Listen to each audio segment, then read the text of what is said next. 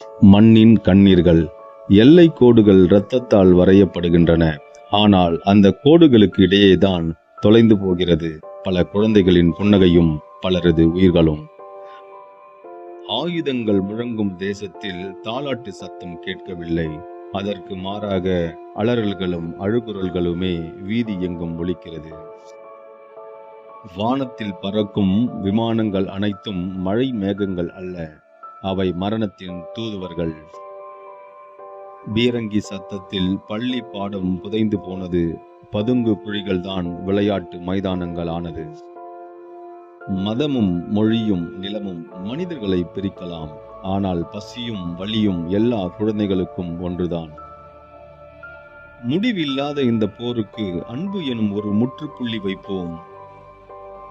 துப்பாக்கிகள் பூக்களை சுமக்கட்டும், பிஞ்சி கைகளில் வெடிகுண்டுகளுக்கு பதில் புத்தகங்கள் சுமக்கட்டும். பக்தவச்சலம்.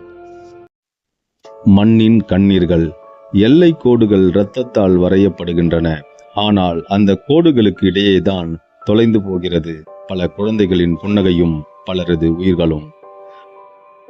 ஆயுதங்கள் முழங்கும் தேசத்தில் தாலாட்டு சத்தம் கேட்கவில்லை. அதற்கு மாறாக அலறல்களும் அழுகுரல்களுமே வீதி எங்கும் ஒலிக்கிறது. வானத்தில் பறக்கும் விமானங்கள் அனைத்தும் மழை மேகங்கள் அல்ல, அவை மரணத்தின் தூதுவர்கள். பீரங்கி சத்தத்தில் பள்ளி பாடம் புதைந்து போனது.